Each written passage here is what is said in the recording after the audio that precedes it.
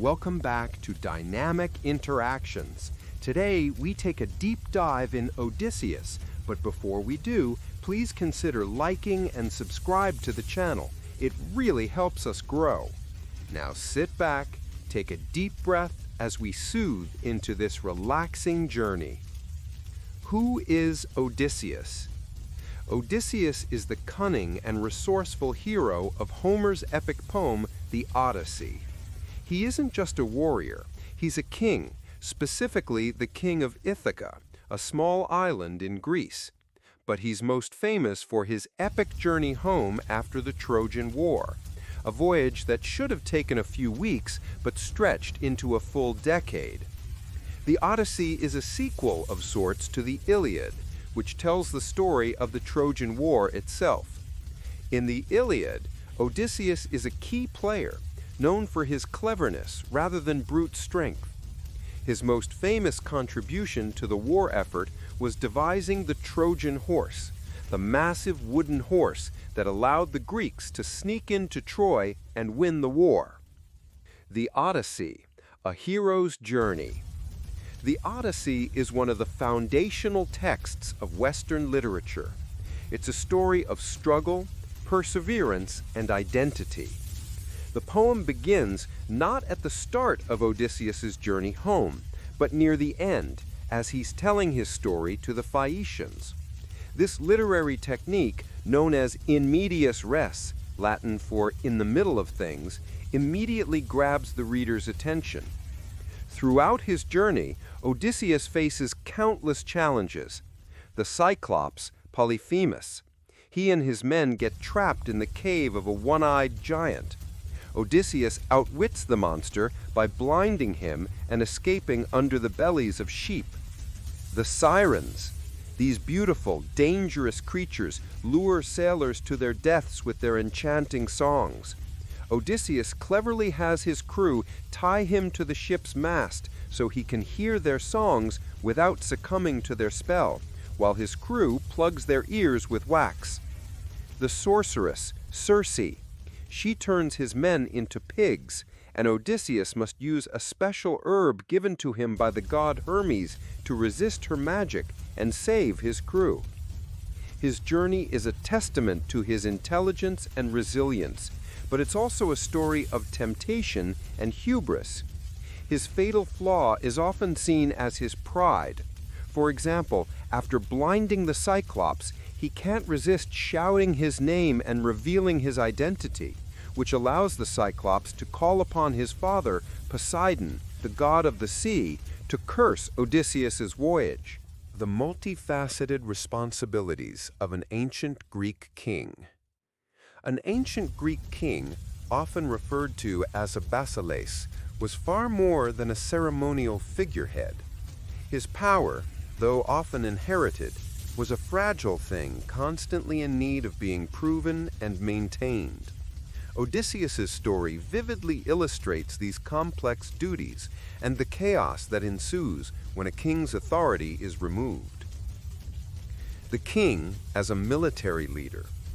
First and foremost, a king was expected to be a competent and brave warrior. He was the commander-in-chief of his army, leading from the front. His martial prowess was not just for show, it was essential for defending the kingdom's borders and securing its interests in times of war. Odysseus's reputation as a military leader was forged during the Trojan War, where he distinguished himself through cunning strategy, not just brute force. His leadership of the Ithaca contingent in the war was a core part of his identity as a king. The moment he disappeared, Ithaca's military standing and security were weakened, making it vulnerable to both internal and external threats. The king as the chief judge and lawgiver. In the absence of a formal legal system, the king served as the chief judge and lawgiver. He heard disputes, settled arguments, and administered justice. This role was crucial for maintaining social order and preventing feuds from spiraling out of control. Odysseus's absence created a legal vacuum. The suitors, led by figures like Antinous and Eurymachus, disregarded all norms of hospitality and justice. They were not merely trying to marry Penelope, they were actively undermining the very foundation of the kingdom, a theme that is dramatically resolved when Odysseus returns to his home and passes judgment on them, an act of justice that restores order to his home.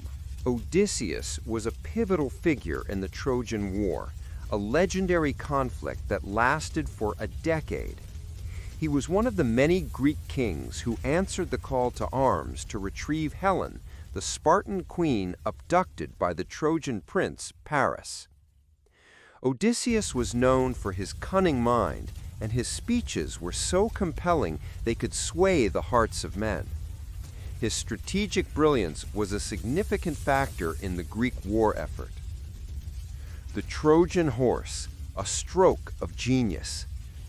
After 10 long years of relentless fighting, the war had reached a stalemate. The impenetrable walls of Troy stood firm, and the Greeks were growing weary. It was at this crucial moment that Odysseus conceived of the Trojan horse, a plan that would ultimately lead to the city's downfall. He proposed that the Greeks feign retreat, leaving behind a massive wooden horse as a supposed offering to the goddess Athena. The horse, however, was secretly hollow and filled with elite Greek warriors, including Odysseus himself. The Trojans, believing the war was over and the horse was a symbol of Greek surrender, brought it inside their city walls. That night, as the Trojans celebrated their perceived victory, the hidden Greek soldiers emerged from the horse, opened the city gates for the rest of their army, and set fire to the city. This act of deception was a testament to Odysseus's unparalleled ingenuity and secured the Greek victory. Odysseus's most famous act of cleverness was devising the Trojan horse, a monumental wooden structure that ultimately ended the decade-long Trojan War. After years of a fruitless siege against the seemingly impenetrable walls of Troy, the Greeks were at a stalemate. Odysseus, a king known for his cunning mind, proposed a new strategy. He suggested they build a massive, hollow wooden horse, large enough to hold a contingent of their best soldiers. The deception and the fall of Troy. The plan was a masterpiece of psychological warfare. The Greeks would pretend to sail away, leaving the horse behind as a supposed offering to the goddess Athena, a gift of peace and a symbol of their surrender. To make the ruse more convincing, they left behind a single Greek soldier, Sinon, to tell a fabricated tale. Sinon claimed the horse was a votive offering designed to secure the Greeks a safe journey home, and that its size was meant to prevent the Trojans from taking it into their city. He warned that if they did, it would bring them great fortune, and conversely, if they destroyed it, they would face the wrath of Athena. The Trojans, blinded by a mix of relief and curiosity, fell for the deception. Despite the warnings of a few, most notably the priest Laocoon and the prophetess Cassandra, they pulled the horse inside the city walls. That night, as the Trojans celebrated their perceived victory, the hidden Greek soldiers, led by Odysseus, emerged from the horse, opened the city gates, and allowed their army to pour in. The Greek forces then sacked the city, finally bringing the long and brutal war to an end. This act of ingenious deception solidified Odysseus's reputation as a master strategist. After the Trojan War, Odysseus's journey back to Ithaca became a legendary 10-year struggle, known as the Odyssey. His long and perilous voyage was a result of divine wrath, primarily from the sea god Poseidon, whom Odysseus angered by blinding his son, the Cyclops Polyphemus.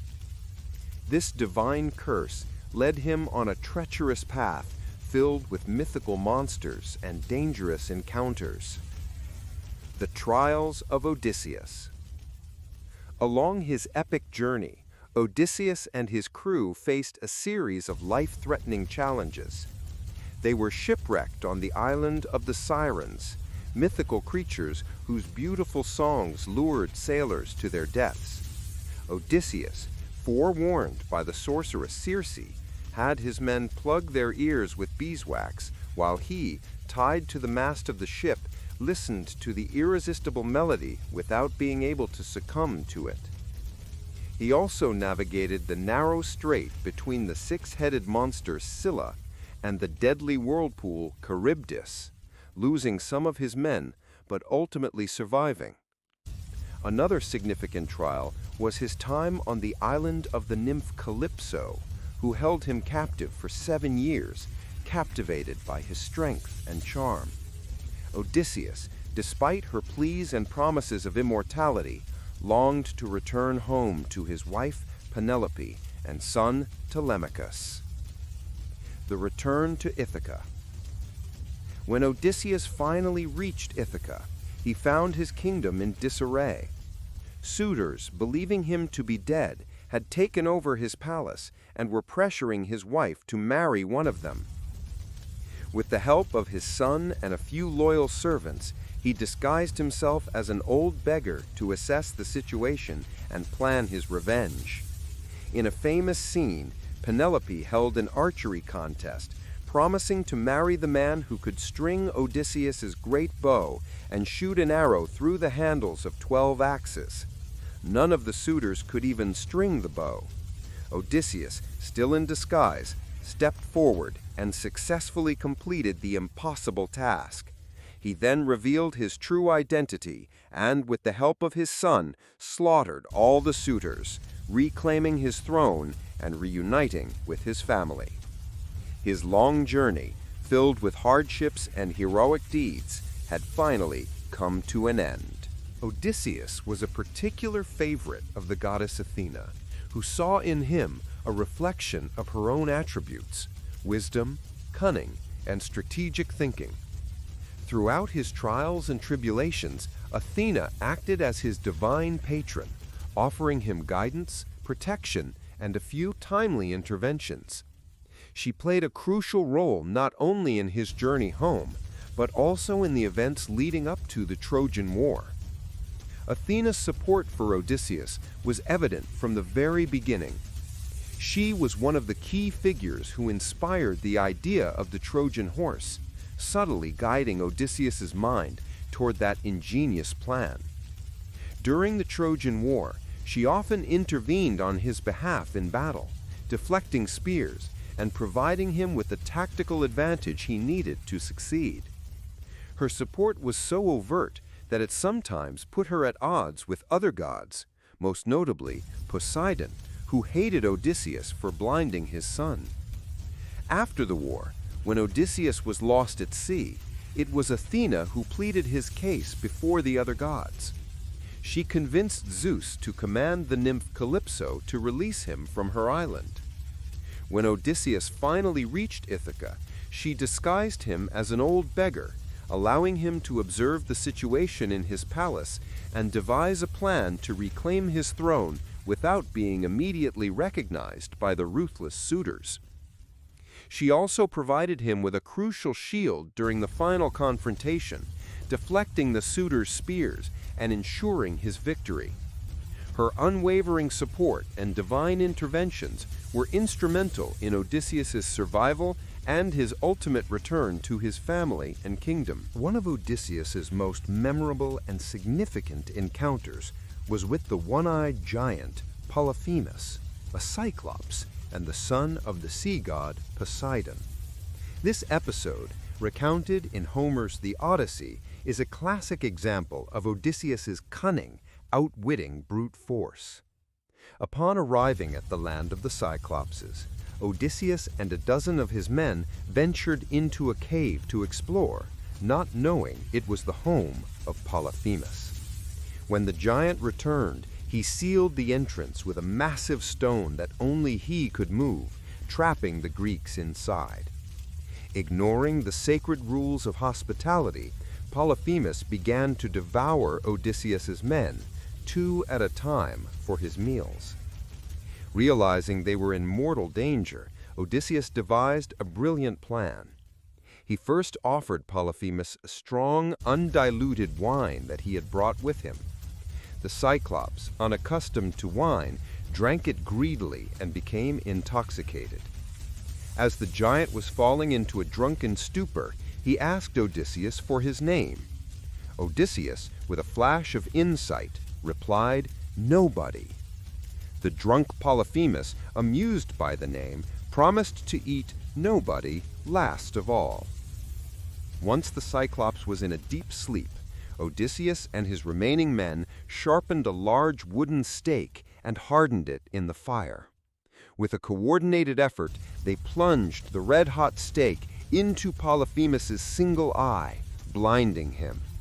The giant's screams of pain echoed through the night, arousing the other Cyclopses on the island. They rushed to the cave's entrance and called out, "What ails you, Polyphemus? Who is hurting you?" Polyphemus, in his agony, bellowed back, "Nobody is killing me! Nobody is hurting me by trickery, not by force!" Hearing this, the other Cyclopses assumed he was suffering from some divine madness and left him alone, allowing Odysseus and his men to escape. To get out of the cave, Odysseus and his men tied themselves to the undersides of Polyphemus's sheep. In the morning, as the blinded giant let his flock out to graze, he felt the backs of the animals to ensure no one was riding them, but he did not notice the men clinging to their bellies. This clever escape plan allowed the Greeks to sail away. But Odysseus, in a moment of hubris, could not resist shouting his true name back to the blinded giant. This act of pride, while understandable given the trauma he had endured, sealed his fate. Polyphemus, knowing his attacker's identity, prayed to his father Poseidon for revenge, setting in motion the 10-year odyssey of suffering that would follow. Odysseus's encounter with the Sirens is a famous example of his remarkable blend of curiosity and foresight. Knowing that their irresistible song drove sailors to madness and death on the rocky shores, Odysseus devised a plan to satisfy his desire to hear the legendary melody while ensuring the safety of his crew and his ship. A clever strategy. Forewarned by the sorceress Circe, Odysseus prepared his crew for the dangerous passage. He instructed his men to fill their ears with beeswax, making them deaf to the sirens' enchanting voices. As for himself, he wanted to hear the song that had lured so many to their doom. He commanded his men to tie him to the ship's mast with thick ropes, and no matter how much he begged or pleaded, they were not to release him until they were well past the island. As the ship drew near, the sirens' melodic voices filled the air. Odysseus, hearing the beautiful, haunting song, was driven to a state of near madness. He struggled against his bonds, his face contorted with desperation, yelling at his crew to untie him. However, his loyal men, with their ears sealed, couldn't hear his pleas. Instead, they tightened the ropes even further, following his earlier instructions. This act of self-control and strategic thinking allowed Odysseus to experience the full force of the sirens' power without succumbing to it. Overcoming temptation. This episode highlights Odysseus's unique character. Unlike others who would have simply avoided the danger, he chose to face it, confident that his intelligence could overcome a seemingly insurmountable temptation. By both anticipating his own weakness and preemptively restraining himself, he successfully navigated a treacherous passage that had claimed countless lives. After they had sailed beyond the sirens' reach, his men finally unbound him, and they continued on their long journey home, leaving another mythic challenge overcome by wit and discipline. Odysseus's wife, Penelope, is a symbol of unwavering loyalty and cleverness in Greek mythology. For 20 years while he was away, she resisted the advances of over 100 suitors who had taken over her palace, demanding she choose a new husband and, by extension, a new king for Ithaca. The weaving trick.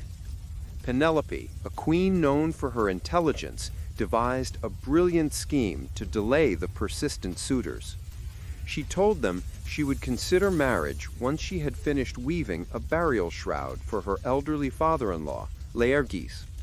Every day she would sit at her loom and meticulously weave the shroud. However, every night she would secretly unravel her day's work, ensuring the shroud would never be completed. This clever ruse allowed her to stall for several years, frustrating the suitors and demonstrating her dedication to Odysseus. Even disguised as an old beggar, Odysseus was recognized by his loyal companion Argos, a dog he had raised from a puppy but had to leave behind when he sailed for Troy 20 years earlier. This heartbreaking yet beautiful reunion is a poignant moment in the Odyssey. Upon his return to Ithaca, Odysseus was a changed man, scarred by 2 decades of war and a perilous journey home. He was a master of disguise, and no one, not even his own wife or son, recognized him.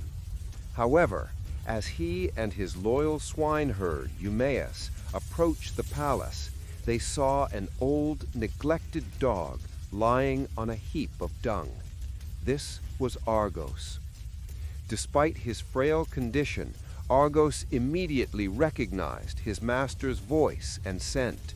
He mustered the last of his strength to wag his tail and drop his ears in a sign of recognition and joy. The sight of his faithful dog, a creature he had left behind as a young and vibrant hound, brought tears to Odysseus's eyes. Knowing he couldn't reveal his identity, Odysseus had to pass by without acknowledging him. The moment of reunion, however, was also the moment of tragic loss. Argos, having waited for 20 years to see his master one last time, had finally fulfilled his purpose.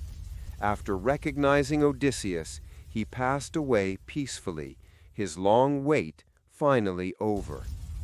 This poignant scene serves as a powerful testament to the unwavering loyalty of Argos and highlights the deep emotional toll of Odysseus's long absence.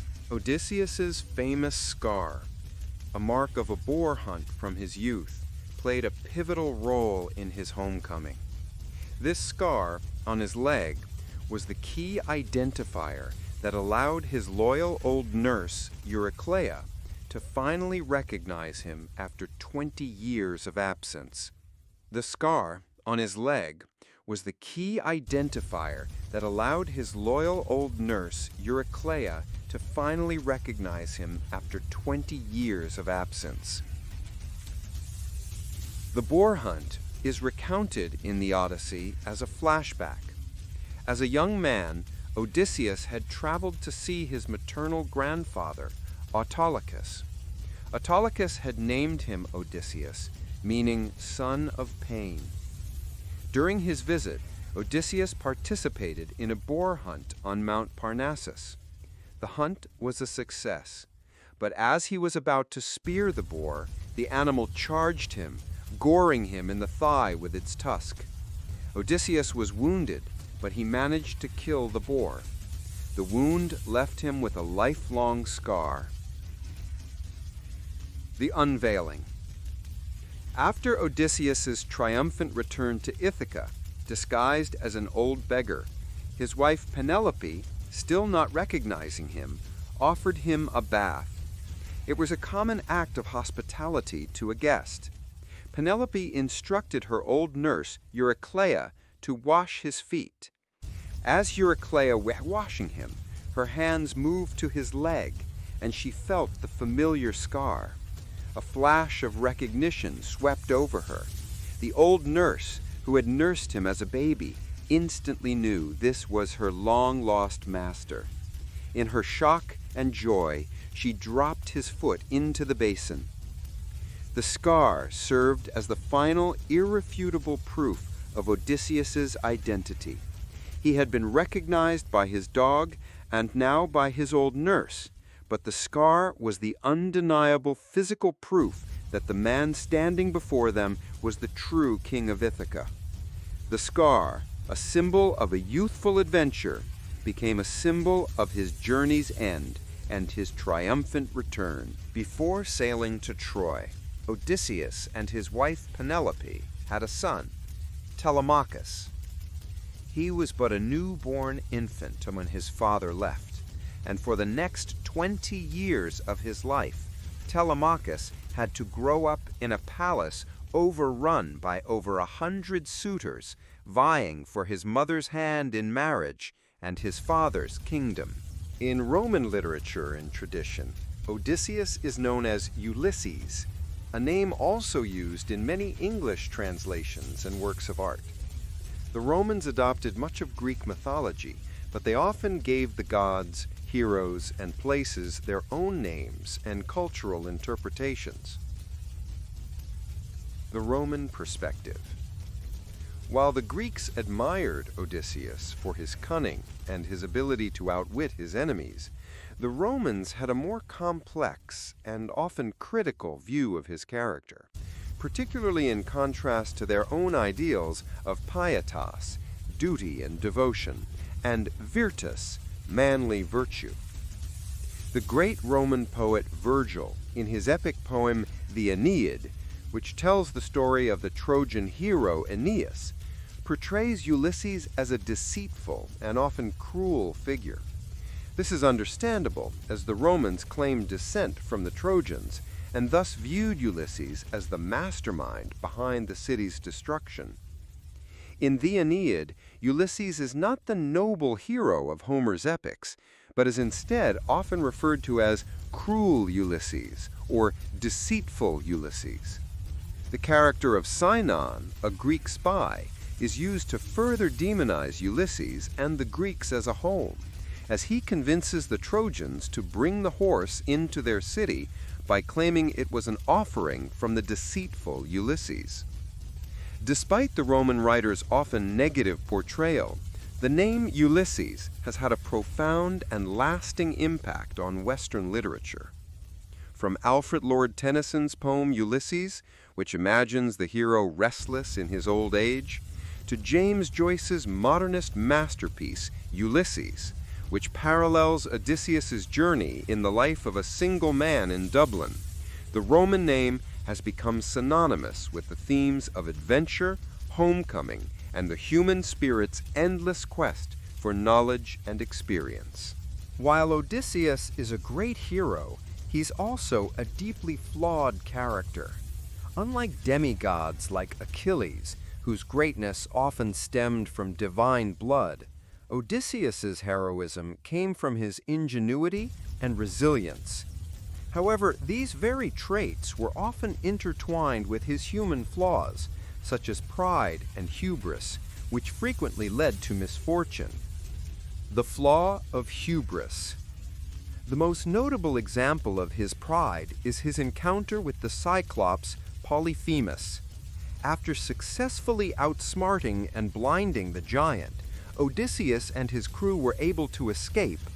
However, as they sailed away, Odysseus, in a moment of arrogant triumph, couldn't resist shouting his true name back to the blinded monster. This act of hubris, that is, excessive pride, was a grave mistake. Polyphemus, now knowing his tormentor's name, was able to call upon his father, the sea god Poseidon, and pray for revenge. This single act of pride directly led to Poseidon cursing Odysseus, setting in motion the perilous 10-year journey home, filled with divine wrath and a series of tragic losses for his crew. The moral complexities. Odysseus is not always a noble hero. He can be manipulative and even deceptive. His use of the Trojan horse, while a brilliant strategy, involved trickery and deception. Throughout his journey, he often lied or used false identities to protect himself, a trait that sets him apart from more straightforward heroes. His character is a moral study in the balance between what is necessary for survival and what is considered heroic virtue. It's this complexity and his very human flaws that make him one of the most relatable and enduring figures in all of Western literature.